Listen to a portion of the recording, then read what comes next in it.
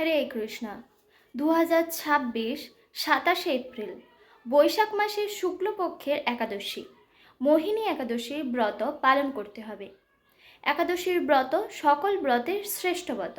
একাদশী ব্রত পালনের ফলে ভগবানকে সন্তুষ্ট করা যায়।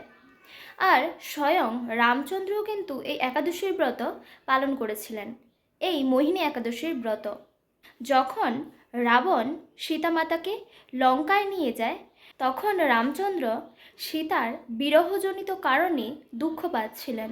আর তখন তিনি বৈশিষ্ট্য মুনির কাছে গিয়েছিলেন, আর মুনিবরকে তিনি প্রণাম নিবেদন করে জিজ্ঞাসা করেছিলেন যে, হে মুনিবর, আমি সীতার বিরহজনিত কারণে দুঃখ পাচ্ছি, কি করলে আমি এই দুঃখ থেকে মুক্তি পাব?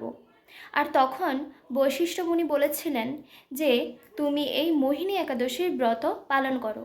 মোহিনী একাদশীর ব্রত পালন করলে সমস্ত পাপ ক্ষয় হয়, দুঃখ মোহ জাল বিনষ্ট হয়। তাই আপনি এই মোহিনী একাদশীর ব্রত পালন করুন। তাই সকলেই এই মোহিনী একাদশীর ব্রত পালন করুন। মোহিনী একাদশীর মাহাত্ম্য। কুর্মপুরাণে বৈশাখ শুক্লপক্ষের মোহিনী একাদশীর ব্রত মাহাত্ম্য বর্ণনা করা হয়েছে। মহারাজ যুধিষ্ঠির বললেন, হে জনার্দন, বৈশাখ শুক্লপক্ষে একাদশী কী নাম, কী ফল, কী বিধি, এই সকল কথা আমার নিকট বর্ণনা করুন।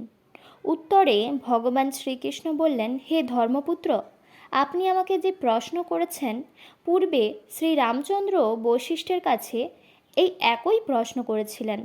তিনি জিজ্ঞাসা করেছিলেন, হে মুনিবর, আমি জনকনন্দিনী সীতার বিরহজনিত কারণে বহু দুঃখ পাচ্ছি, তাই একটি উত্তম ব্রতের কথা আমাকে বলুন, যার দ্বারা সর্বপাপ ক্ষয় ও সর্বদুঃখ বিনষ্ট হয়। এই কথা শুনে বৈশিষ্ট্যদেব বললেন, হে রামচন্দ্র, তুমি উত্তম প্রশ্ন করেছ। যদিও তোমার নাম গ্রহণেই মানুষ পবিত্র হয়ে থাকে, তবুও লোকের মঙ্গলের জন্য তোমার কাছে সর্বশ্রেষ্ঠ ও পরম পবিত্র একটি ব্রতের কথা বলছি। বৈশাখ মাসের শুক্লপক্ষে একাদশী মোহিনী নামে প্রসিদ্ধা। এই ব্রত প্রভাবে মানুষের সকল পাপ, দুঃখ ও মোহজাল অচিরেই বিনষ্ট হয়। তাই মানুষের উচিত সকল পাপ ক্ষয়কারী ও সর্বদুঃখ বিনাশী এই একাদশীর ব্রত পালন করা। একাগ্র চিত্রে তার মহিমা তুমি শ্রবণ করো। এই কথা শ্রবণ মাত্রই সমস্ত পাপ বিনষ্ট হয়। পবিত্র সরস্বতী নদীর তীরে ভদ্রাবতী নামে এক সুশোভনা নগরী ছিল। চন্দ্রবংশজাত ধৃতিমান নামে এক রাজা সেখানে রাজত্ব করতেন। সেই নগরীতে ধনপাল নামে এক বৈশ্য বাস করতেন। তিনি ছিলেন পূর্ণ কর্ম ও সমৃদ্ধশালী ব্যক্তি। তিনি নলকূপ, জলাশয়, উদ্যান, মঠ ও গৃহ ইত্যাদি নির্মাণ করে দিতেন। তিনি ছিলেন বিষ্ণুভক্তি পরায়ণ ও শান্ত প্রকৃতির মানুষ। সুমনা, দ্রুতিমান, মেধাবী, সুকৃতি ও ধৃষ্টবুদ্ধি নামে তার 5 জন পুত্র ছিল। পঞ্চম পুত্র ধৃষ্টবুদ্ধি ছিল অতি দুরাচারী। সে সর্বদা পাপ কার্য লিপ্ত থাকত। পরস্ত্রী সঙ্গী, বেশ্যাসক্ত, লম্পট ও দ্রুতক্রীড়া প্রভৃতি পাপে সে অত্যন্ত আসক্ত ছিল। দেবতা, ব্রাহ্মণ ও পিতার সেবায় তার একেবারেই মতি ছিল না।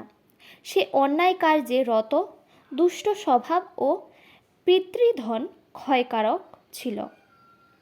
সবসময় সে অভক্ষ, ভক্ষণ ও সুরাপানে মত্ত থাকত। পিতা ধনপাল একদিন পথ চলছিলেন। হঠাৎ তিনি দেখতে পেলেন ধৃষ্টবুদ্ধি এক বেশ্যার গলায় হাত রেখে নিঃসংকোচে ঘুরে বেড়াচ্ছে। তার নির্লজ্জ পুত্রকে একেবারে চৌরাস্তার ভ্রমণ করতে দেখে তিনি অত্যন্ত মর্মাহত হলেন। এই কুস্বভাব দর্শনে ক্রুদ্ধ হয়ে তিনি তাকে গৃহ থেকে বার করে দিলেন। তার আত্মীয় স্বজনও তাকে পরিত্যাগ করল। সে তখন নিজের অলঙ্কার আদি বিক্রি করে জীবন অতিবাহিত করত। কিছুদিন এইভাবে চলার পর অর্থাভাব দেখা দিল। ধনহীন দেখে সেই বেশ্যাগণও তাকে পরিত্যাগ করল। অন্নবস্ত্রহীন ধৃষ্টবুদ্ধি ক্ষুধাতৃষ্ণায় অত্যন্ত কাতর হয়ে পড়ল। অবশেষে নিজের গ্রামে সে চুরি করতে শুরু করল। একদিন রাজপ্রহরী তাকে ধরে বন্দি করল, কিন্তু পিতার সম্মানার্থে তাকে মুক্ত করে দিল।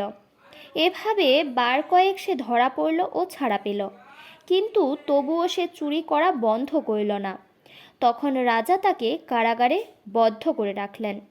বিচারে সে করাঘাত দণ্ড ভোগ করিল। কারাভোগের পর অনন্য উপায়ে ধৃষ্টবুদ্ধি বনে প্রবেশ করিল।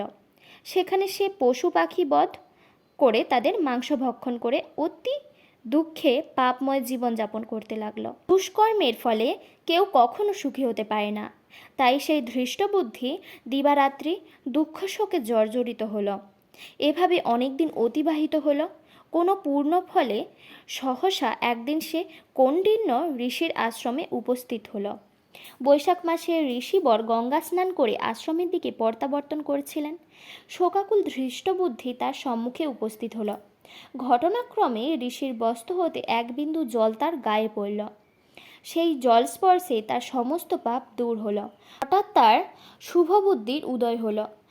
ঋষির সামনে সে কৃত্যাঞ্জলি পুটে প্রার্থনা করতে লাগলো, হে ঋষি শ্রেষ্ঠ, যে পূর্ণ প্রভাবে আমি এই ভীষণ দুঃখ যন্ত্রণা থেকে মুক্ত লাভ করতে পারি তা কৃপা করে আমাকে বলুন। ঋষিবর বললেন, বৈশাখ মাসের শুক্লপক্ষের মোহিনী নামে যে প্রসিদ্ধ একাদশী আছে, তুমি সেই ব্রত পালন করো। এই ব্রতের ফলে মানুষের বহু জন্মার্জিত পর্বত পরিমাণ পাপরাশিও ক্ষয় হয়ে থাকে। মহামুনি বৈশিষ্ট্য বললেন, কৌণ্ডিন্য ঋষির উপদেশ শ্রবণ করে প্রসিদ্ধ চিত্তে ধৃষ্টবুদ্ধি সেই ব্রত পালন করিল। হে মহারাজ রামচন্দ্র, এই ব্রত পালনে সে নিষ্পাপ হল, দিব্য দেহ লাভ করিল। অবশেষে গরুরে আরোহণ করে সমস্ত প্রকার উপদ্রব্যহীন বৈকুণ্ঠ ধামে গমন করিল। হে রাজন, ত্রিলোকে মোহিনী ব্রত থেকে আর শ্রেষ্ঠ ব্রত নেই। যজ্ঞ, তীর্থস্থান, দান ইত্যাদি কোনো পূর্ণ কর্মই এই ব্রতের সমান নয়। এই ব্রত কথার শ্রবণ কীর্তনে সমস্ত গোদানের ফল লাভ হয়। হে